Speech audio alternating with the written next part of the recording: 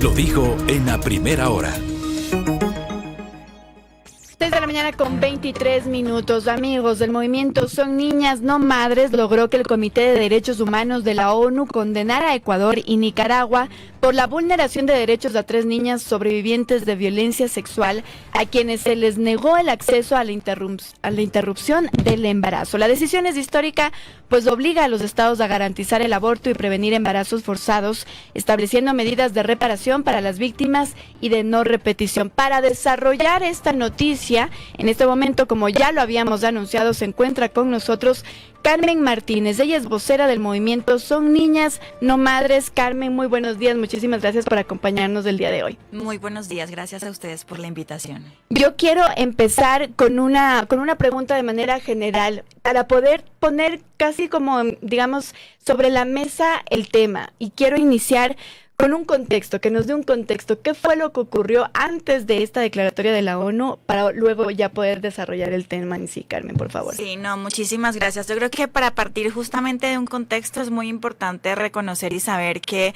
América Latina y el Caribe es la segunda región en el mundo en donde los partos de niñas menores de 14 años, que tiene partos en niñas menores de 14 años, y es la única región en el mundo en la cual esta tasa sigue en aumento, o sea, no se ha podido controlar esta tasa.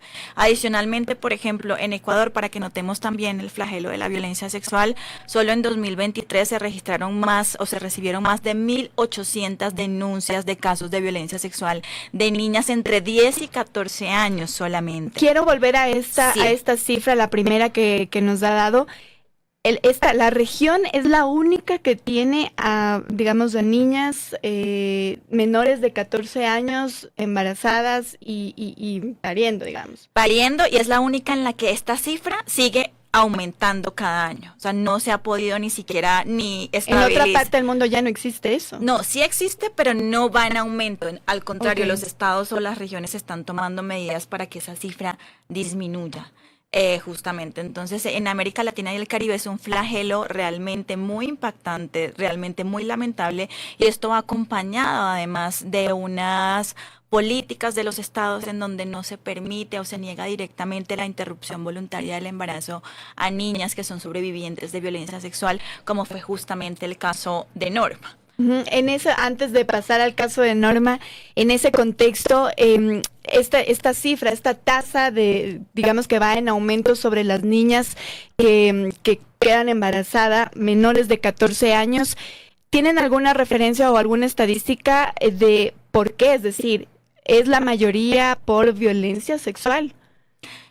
Digamos que todos los datos indican que la mayoría son sobrevivientes o víctimas de violencia sexual, y además, por ejemplo, para Ecuador justamente en 2022 se registraron cada día, al menos en promedio, 5 partos de niñas entre 10 y 14 años. Y esto aunado a la cifra de 2023, que es la última que tenemos, en donde se registraron más de 1.800 denuncias de casos de violencia sexual, tomando en cuenta además que siempre hay un subregistro. ¿Y por qué? Porque justamente los que suelen ser o quienes suelen ser los agresores de estas niñas generalmente pertenecen al círculo familiar, al círculo cercano, es un tío, un abuelo, un primo, un vecino. Entonces, se contempla además que hay un subregistro muy, muy importante, al mismo tiempo muy lamentable. Ahora sí, vamos entonces con este caso específico de Norma. ¿Qué ocurrió ahí? Bueno, en el caso de Norma, ella pues es, hoy en día es una joven adulta. Al momento de los hechos, ella era una niña que tenía 12 años cuando empezó a ser violentada sexualmente por su padre biológico. Es una situación que el Estado pudo prevenir perfectamente porque ya el padre de Norma, que era su agresor, tenía denuncias de violencia sexual por haber violado otras niñas de la familia de la familia de Norma. O sea, ya el Estado tenía conocimiento, ya el sistema de protección ecuatoriano que protege la infancia y la niñez tenía conocimiento de esta denuncia de violencia sexual, e igual no hicieron nada para protegerla y alejarla pues de ese agresor que violentaba a niñas en su familia. Entonces era una conducta que básicamente hacía parte de un círculo de violencia de género intrafamiliar y de violencia sexual que el Estado pudo evitar y lo toleró, de alguna forma lo toleró, y de hecho ya vamos a pasar a la decisión del comité, pero justamente es uno de los hechos ilícitos por los cuales el Estado condena también a Ecuador por no respetar el derecho de Norma a no enfrentar torturas y tratos crueles, porque justamente toleró esa situación. Norma entonces queda en embarazo producto de esa violación sexual, y cuando solicita una interrupción voluntaria del embarazo, y pues sus hermanos son quienes la acompañan en ese proceso, se le niega el procedimiento, a pesar incluso de que pues ella tenía derecho a un aborto conforme al marco legal interno, pues para ese entonces existía ya la causal salud y de riesgo para la vida en Ecuador. De acuerdo. Ahora, entonces ella recurre a este movimiento Son Niñas No Madres, es así, y empieza un proceso legal, digamos, de manera internacional.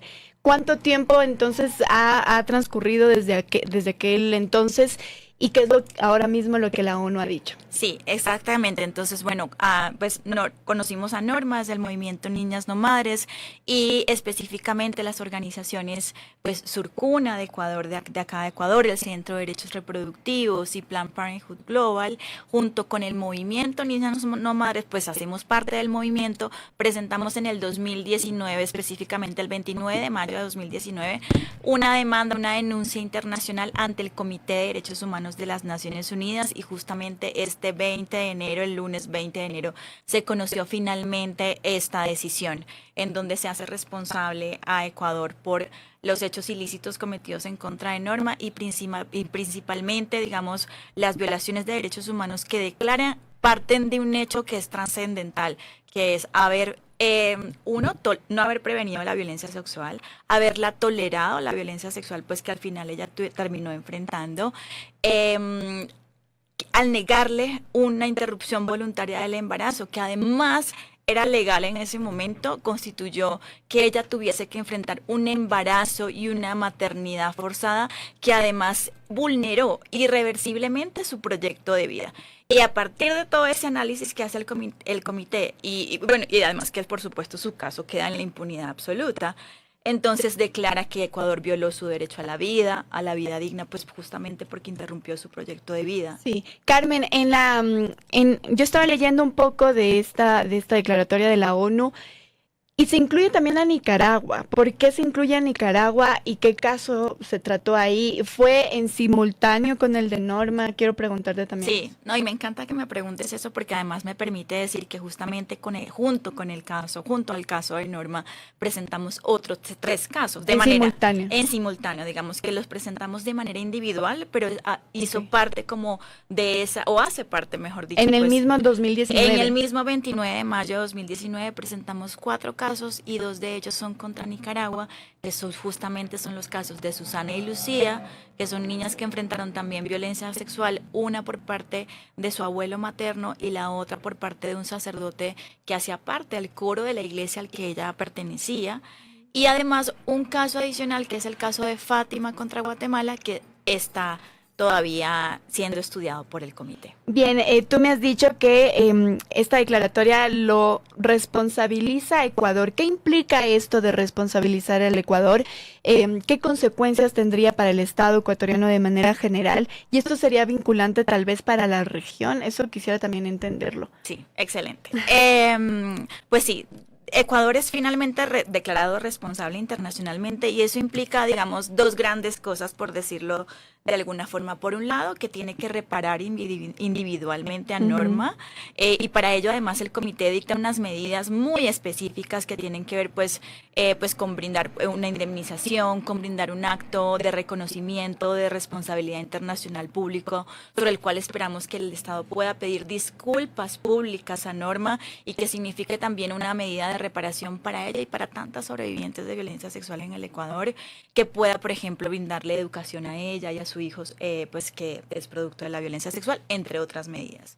Eso es profundamente obligatorio, por supuesto, para el Estado ecuatoriano, que esperamos que pueda desde ya abrir las puertas para entrar en un diálogo y poder cumplir con estas medidas, y además emite una medida justamente de no repetición para que estos casos no vuelvan a repetirse, y esto significa en cierto modo que tiene que adecuar su marco normativo no solamente para asegurar que todas las mujeres, que las sobrevivientes de violencia sexual y específicamente y de manera reforzada, mejor dicho, también las niñas sobrevivientes de violencia sexual puedan acceder a la interrupción voluntaria del embarazo sin discriminación, en condiciones de igualdad y sin barreras, porque justamente también el comité lo que dice es que el Estado viola su deber de protección por omitir cumplir con el marco legal interno que ya existía. Un poco es un llamado o una exigencia, pues si va a tener un marco legal interno, haga todo lo que es necesario para que se cumpla, no permita que estos casos ocurran. Eso por un lado. Eso el Estado debería estar ya trabajando en diseñar una ruta para cumplir estas medidas, y tiene 180 días para informar al Comité de Derechos Humanos cuáles son todas esas medidas que ha tomado para avanzar en el marco del cumplimiento de esta decisión. Y sobre ya la última pregunta, sé que me he extendido, sobre cómo qué impacto también tiene regionalmente esto, hay algo muy importante, y es que el Comité de Derechos Humanos condena al Estado ecuatoriano porque justamente el Estado ecuatoriano ratificó soberanamente la competencia del Pacto Internacional de Derechos Civiles y Políticos, así como su protocolo facultativo. ¿Esto qué quiere decir? Que más allá de que esta sentencia o esta decisión, dictamen, es absolutamente vinculante para Ecuador, los desarrollos jurisprudenciales, los estándares de derechos humanos que desarrolla por vez primera el comité, por ejemplo, los que tienen que ver con la prohibición, por ejemplo, del embarazo y las maternidades forzadas, son también vinculantes para todos aquellos estados que ratificaron el Pacto Internacional de Derechos Civiles y Políticos, porque la interpretación, ¿no?, el desarrollo jurisprudencial que hace el Comité de Derechos Humanos en estos casos son interpretaciones auténticas y vinculantes que hacen parte al final del propio tratado. Bien, ahora, tú me decías entonces que se procura con esta declaratoria de la ONU que se pueda interrumpir el embarazo por casos de violación, que es una ley que ya existe en el Ecuador, es más, en 2021. Nosotros ya la aprobamos aquí en el Ecuador. Sin embargo, hasta el momento y respecto, digamos, de esta declaratoria que ya ha dado la ONU, en el Ecuador, ¿cómo ustedes han visto que se está respetando esta ley? ¿Sobre qué marco o qué barreras hay ahora mismo que deberían ser reguladas precisamente con esta declaratoria de la ONU, a pesar de que ya tenemos ley? Sí, yo destacaría sobre todo dos puntos en particular, y pues esto por supuesto es información que además es absolutamente pública, y además que no solamente lidera el movimiento ecuatoriano, pero muy especialmente nuestras aliadas en Surcuna, y es una de las principales barreras para que las niñas justamente sobrevivientes de violencia sexual en el Ecuador accedan a la interrupción voluntaria del embarazo, es que se piden requisitos, se imponen barreras, por ejemplo, requisitos de autorizaciones parentales, a pesar de que eso no es legal para nada. Al final, al todavía ser el aborto un delito, eso implica que tiene como impacto que los profesionales, tanto de la salud como de justicia, tengan una interpretación que no necesariamente es respetuosa de los derechos humanos de las niñas. Es decir, mientras que el servicio esencial del aborto, ¿no?, tal como lo establece la Organización Mundial de la Salud, sea un delito, lo cierto es que eso termina traduciéndose en la propia interpretación muy personal y subjetiva del personal de salud. Por lo tanto, nunca se sabe si una niña va a poder acceder o no a la interrupción voluntaria del embarazo, porque existe todavía esa criminalización que es la principal barrera para que las niñas puedan acceder a la interrupción. Carmen, y finalmente has dicho que esperan entonces a partir de esta declaratoria que el Estado abra el diálogo. ¿Quién del Estado específicamente debería abrir el diálogo? ¿Ya se han contactado ustedes? ¿Ya se han contactado con alguien? ¿Y cómo podría empezar, digamos, estas mesas? Sí, todavía no hemos tenido la oportunidad de conversar con el Estado o con agentes del Estado. Esperamos que esta puerta o este puente pueda abrirse muy pronto, tomando en cuenta además el plazo que tiene el Estado, que son 180 días, que puede parecer como bastante tiempo, pero en la práctica son 6 meses. ¿Al Estado llamándolo ejecutivo de manera específica? Claro, el ejecutivo y quien designe, por ejemplo, el ejecutivo, ¿no? Creo que, por ejemplo, puedo traer a colación el caso de Paola Guzmán Albarracín, que también litigamos acá en Ecuador y que se encuentra en una fase de supervisión de sentencia. Y, por ejemplo, todo el diálogo que hemos llevado adelante en el marco de esa implementación de esa decisión lo hemos llevado en su momento con la Secretaría de Derechos Humanos, en otro momento con Ministerio de la Mujer y Derechos Humanos. Ahora mismo estamos esperando, pues, justamente cuál va a ser la designación de esa vocería del Estado para el cumplimiento de esta decisión tan importante y que esperamos que realmente marque un precedente y y que pueda transformar las realidades de las niñas en el Ecuador. Bien, Carmen, nuevamente muchísimas gracias por su presencia aquí en la primera hora. Muchas gracias por recibir al movimiento. Bien, conversábamos con Carmen, ella es Carmen Martínez, vocera del movimiento Son Niñas, No Madres, sobre este logro que el Comité de Derechos Humanos de la ONU condenara a Ecuador y Nicaragua por la vulneración de derechos de 3 niñas sobrevivientes de violencia sexual. Primera plana. Todas las noticias, todas las voces.